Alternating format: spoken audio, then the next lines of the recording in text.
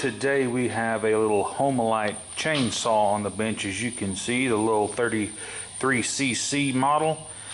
And as soon as I popped the cover off, well, I'm gonna tell you what the customer said. He said it was running fine and all of a sudden it just died and wouldn't restart.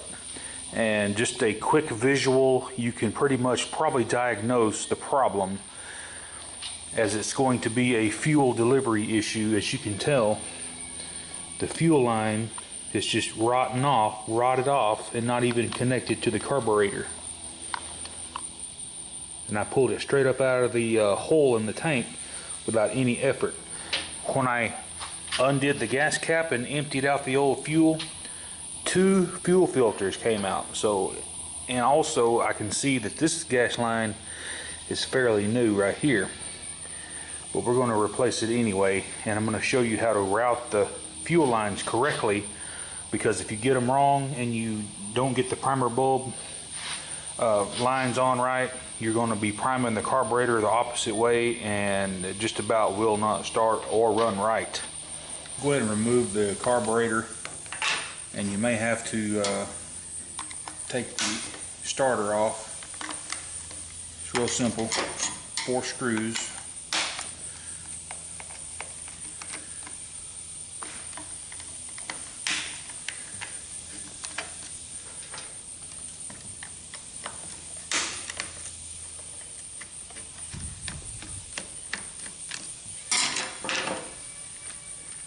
The reason you want to do this is so you can get the get out of here, fly, so you can remove the cover over the carburetor. That way you can slide the carburetor back with ease.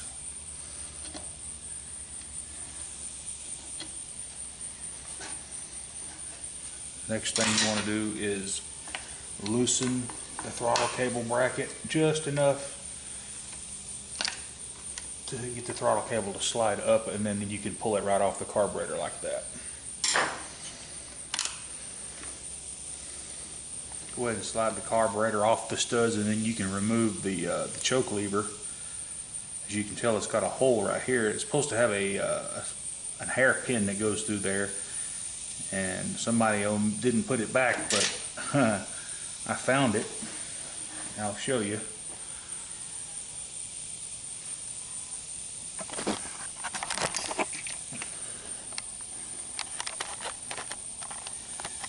Way back in there, can you see it?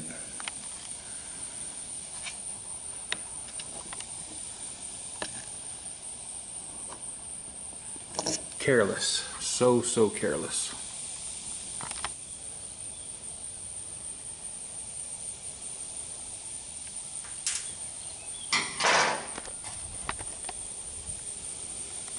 Your purge bulb fits right here, and I've got it out already, but I just wanted to show you what you do. You just take you a pair of needle nose pliers on the inside of the saw, and you just press these down and it'll just pop right out. So pop this out, and then the fuel lines come with it. As you can tell, both fuel lines on this saw enter from the left side of the saw. One hole here and one hole here. They're both the same size, so essentially it doesn't matter where your pickup goes to, that goes straight to your carburetor. You could actually use either hole, but I'm going to use the hole that's furthest down here for my fuel filter end, and that goes to the fuel pump on the carburetor. I like to use Tygon. There's other brands out there, like, I don't know what this customer was using, this clear, looks like vinyl tubing from the hardware store. Junk. Don't use that crap. Use real fuel line. Yes, it's more expensive, but it will last. As you can tell, that crap tubing from the hardware store just ain't designed for fuel line. Okay, so what I like to do, and it's a little bit wasteful, but it will save your life in the long run of trying to do this job. I like to take a pair of nippers, and I'm going to strip back about 2 inches of this fuel line and just literally slice this fuel line in half. You can use a razor knife, but just slice it in half right here. It's where you have half of a fuel line. If you don't have you a pair of hemostats, go down to the Harbor Freight and get you a pair. They come in super handy. And what you do once you get your fuel line cut in half, you want to taper that edge, and I'll show you here in just a second. Okay, we're going to take the fuel line, sometimes blindly but not all the time. See, we can push that fuel line down into that hole, and I'm going to back off my hemostat just a little bit and take another bite and push it in there just a little bit further.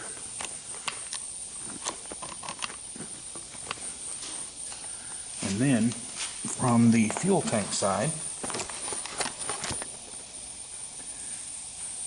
see where it's coming through?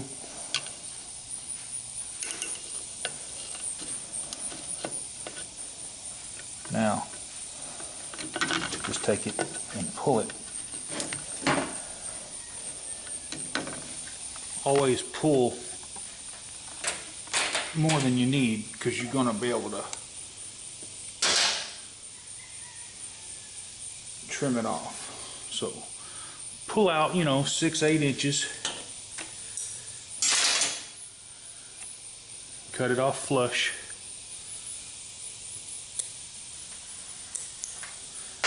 And go ahead and install your fuel filter. Sometimes there's a clamp here, sometimes there's not.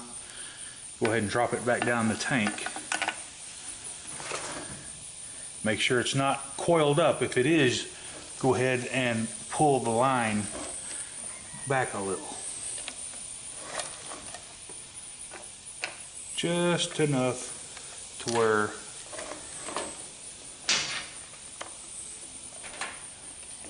the fuel line just lays on the bottom of the tank. You don't want it coiled up in there, you don't want the line too short, and you don't want it too long.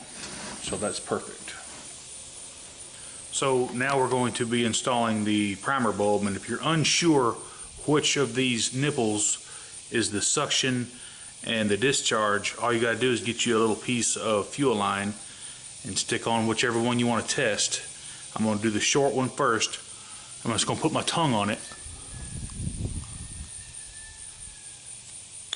As you can tell, the short one is the suction line because it's not wanting to pull off my tongue. If we swap it to the long one, it should be trying to blow off my tongue when you press the bulb. Yep.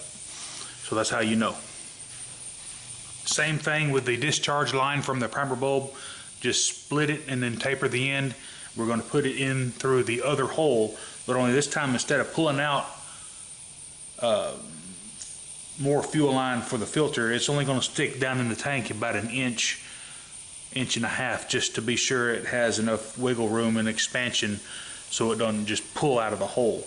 Some manufacturers will put a little bung on the end of the fuel line, so when you pull it up through, it stops.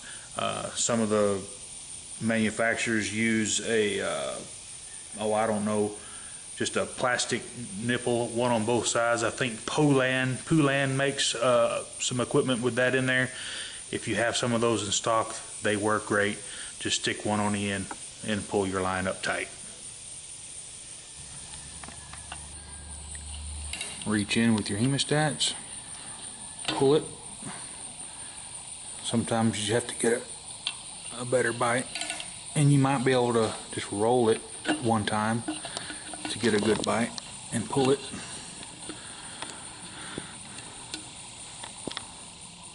Like I said, okay, so we got enough good fuel line. We're gonna trim this tag end off, and then we'll pull it back through until we're about an inch and a half from the top of the fuel tank. Should look like this. That's far enough. Don't go any farther than that. Go ahead and snake the fuel line through the primer bulb opening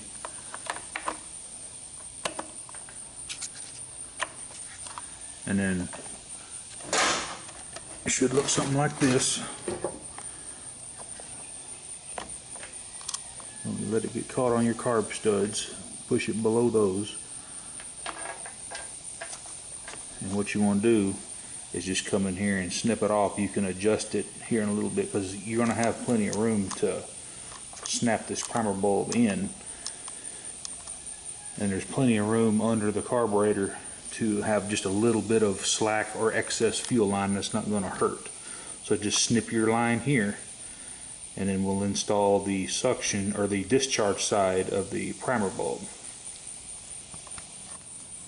So now we're going to install the suction side of the primer bulb. Go ahead and then install you a piece of fuel line to that nipple right here. The suction side actually uses a little bit smaller diameter fuel line. As you can tell, here's your fuel pump side of the carburetor, and look at the size difference of the fuel inlet pipes. So we're going to go with the Tygon. I don't know, I just do it by look. I'll put a link in the description below where you can buy this. I don't know the dimensions off the top of my head. It's been a long time, but all I know is that the big stuff is .080, but the little stuff is probably like 1/8 inch or maybe 3/16. I don't want to lie to you, but I'll put links in the description below where you can buy this exactly the same place that I bought it from.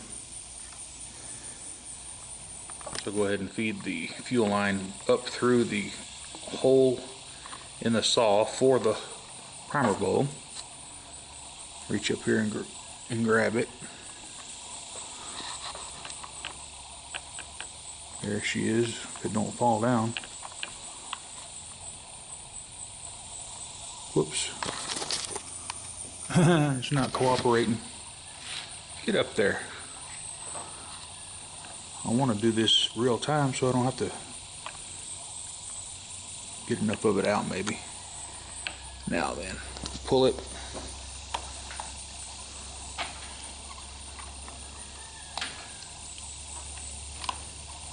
And at this point you can go ahead and click in the primer bulb. It just pushes in.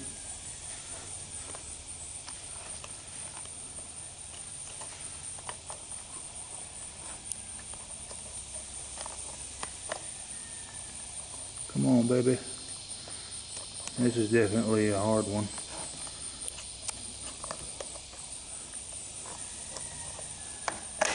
Like that. Our last two connections are going to be on the carburetor, so let's go ahead and get this carburetor reinstalled onto the studs, and then we'll fit the fuel lines onto the carburetor, get those trimmed up and at the right length to where it's just not, you don't want an excessive amount of fuel lines coiled up in the air box area, but you get what I'm saying. I'll show you here in just a second. Alrighty, so you can tell I've installed the choke lever with the Carter pin that was not installed by the last technician. And what we're going to do is we're going to feed that down in there just enough to where it's out of the way of the choke arm, and then we're going to trim this fuel line about here.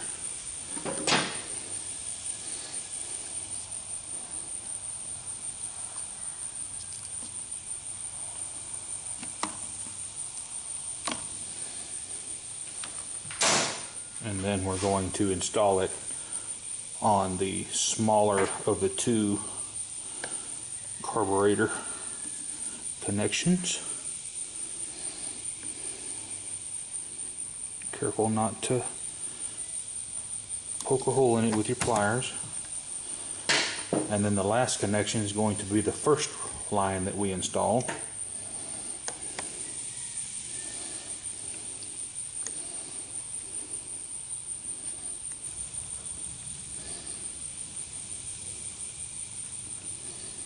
Just wiggle it on. A drop of WD-40 will help.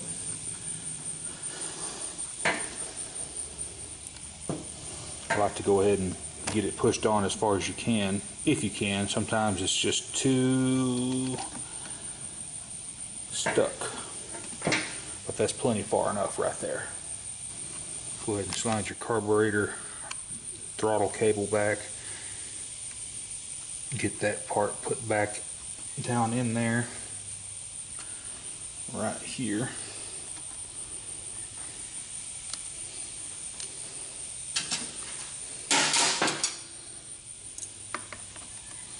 And then tighten the screw.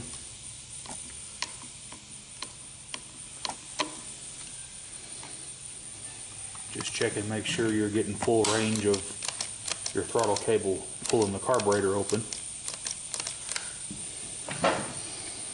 So at this point, you're ready to fuel her up and see if it'll bust off. But I'm going to get the starter put back on it and the top cover, and let's see how she runs.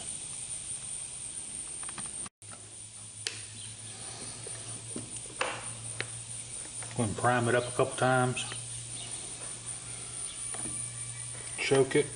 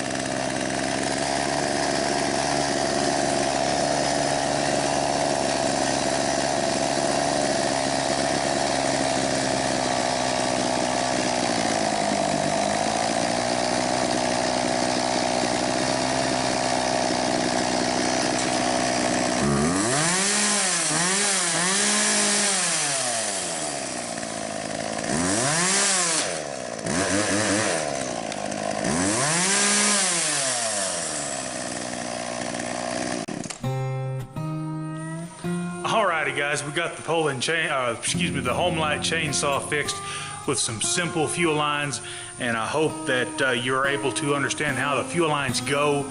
And if this helped you, please give me a thumbs up and hit that subscribe button. And as soon as you do, this little old bell is going to pop up, and click that and get notified when I get all new videos posted. This repair will work on poling any of your homeowner saws that have the primer bulb. The primer bulbs that are mounted on the carburetor, that's a completely different story. But this will work on weed eaters and trimmers and brush cutters, augers, any kind of two-stroke that has an external primer bulb, unless it's the one hose primer bulb and all it does is push air like a lawn boy. But anything other than that, they're pretty much all the same. So have a great day, and we'll catch you on the next video. More Medic 1.